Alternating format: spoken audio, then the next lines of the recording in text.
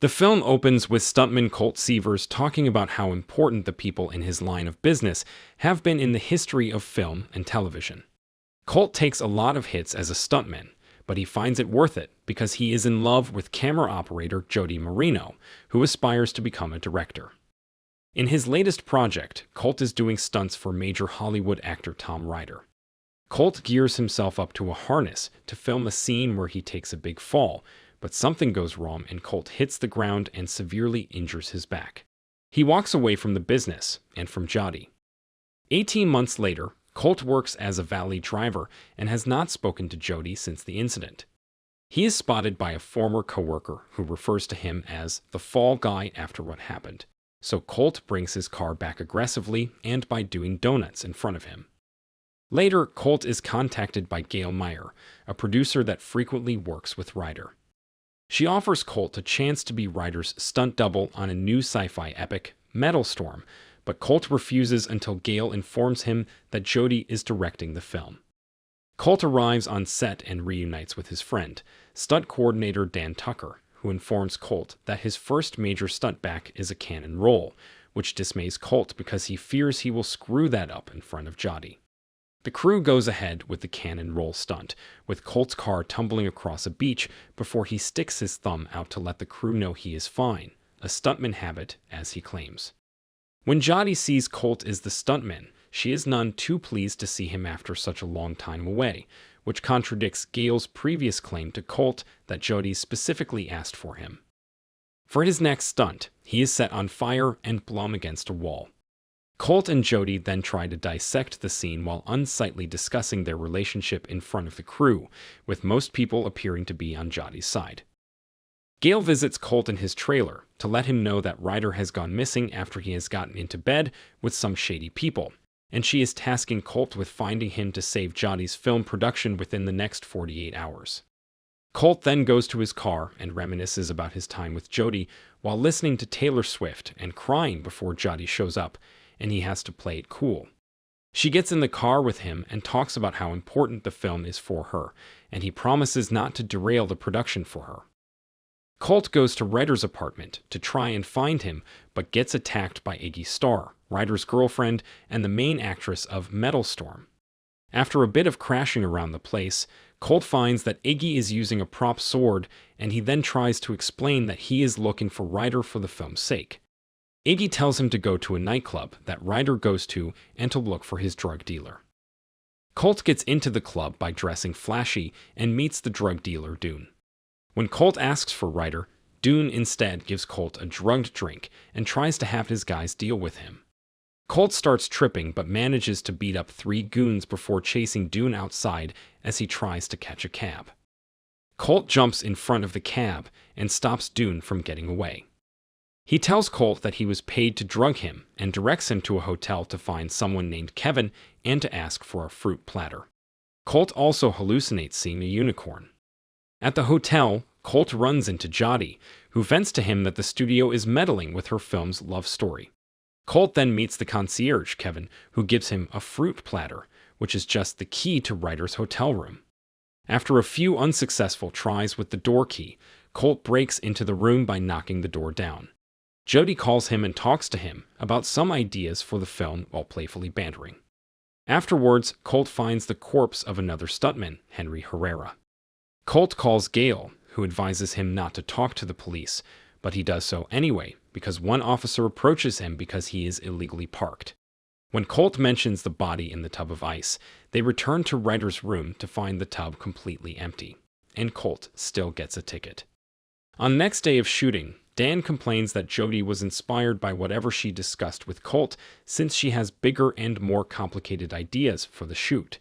Colt stands in for Ryder so that they can use deepfake technology and add Ryder's face to the final product. Jody later invites Colt out for karaoke, which he accepts. On his way to karaoke, Colt runs into Alma Martin, Tom's assistant, along with a trained dog named John Claude that he has worked with. When he asks Alma about Ryder, she says that she last saw him and Henry at a crazy party before Gail called her away from it. Alma got her hands on Ryder's phone since his head of security, Dressler, was hounding her over it. She knows there is something criminal on there and is willing to turn it in, but she tells Colt she wants producer credit on Metalstorm.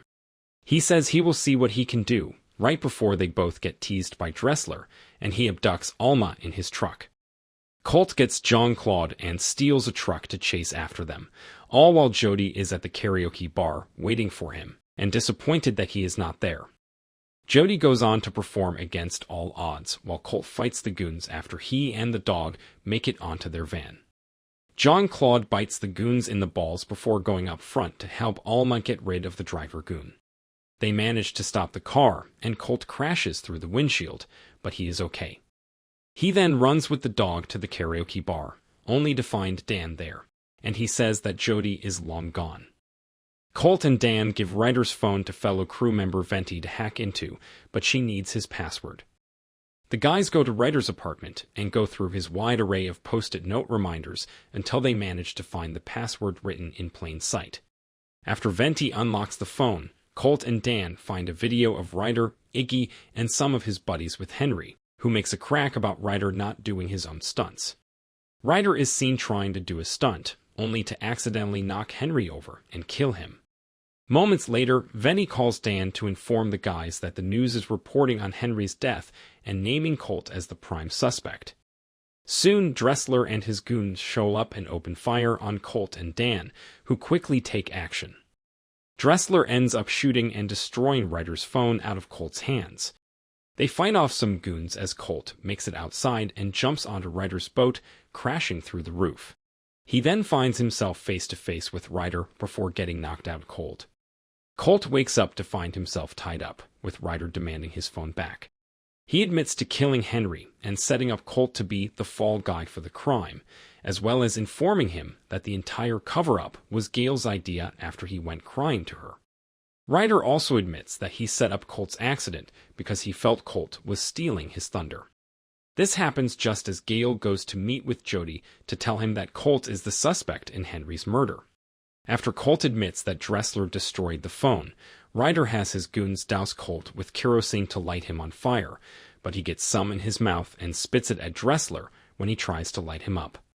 Colt hops on a boat and tries to get away while steering backwards. He tries to contact Jody, but Gail intentionally gets her phone wet before Jody can answer his call. Colt eventually manages to reach Jody and tries to explain himself, but the villains chase after him and cause his boat to crash and explode, though he manages to jump to safety. Colt is presumed dead, and it is billed a suicide, while the villains use the deep fake tech to use Colt's face on Ryder's body in the video, showing Ryder killing Henry.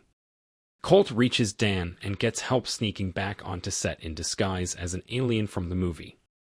Jody beats him up due to the confusion until he reveals himself. Before Colt can explain himself, Jody embraces him with a kiss, but the moment is ruined with Gail outside. Jody hides Colt and hears Gail talk about Colt's supposed death, as well as trying to do Jody's big car jump stunt for the film in VFX and focusing on Ryder's epic final monologue. After Gail leaves, Colt and Jody organize a plan to get Ryder to confess to the murder by getting him to make him do the car jump himself since he will be wearing a mic, and he usually forgets he is being recorded, so he is always seen or heard saying whatever he wants unfiltered. The crew gets ready for the big scene and shoots Ryder's monologue. Jody gets Ryder into the car by saying she needs a close-up of him. Colt reveals himself and begins to drive the car away, prompting Dressler and his goons to go after him. Jody and Dan help keep the goons off Colt long enough until he gets Ryder to admit to killing Henry and saying Gail came up with the frame job before Colt pulls off the epic jump across a canyon, which knocks Ryder unconscious. Gail then gets a chopper to come get her and Ryder after she steals his confession tape. With help from Jody, Colt is thrown toward the helicopter and fights both Gail and Ryder until he gets the tape back and jumps down onto a crash mat set up by the crew at the right time. Colt and Jody celebrate their victory with a kiss. Metalstorm eventually hits theaters with Jason Momoa replacing Ryder as the lead actor. The film becomes a major hit, and Alma gets her producer credit. Colt says that while the heroes in the film got their happy ending, he and Jody got theirs as well. The credits show off the stunt shown in the film. At the end, we see the police coming to arrest Ryder and Gail after their chopper crashes. They are met by the lead cops, the stars of the original Fall Guy TV show, but Ryder runs off onto the set to try and call for help. This activates the pyrotechnics and blows Ryder up, leading Alma to call for Momo's agent. If you enjoyed this video, don't be shy to hit the like button, and if you disliked it, hit the dislike button twice, just to be sure.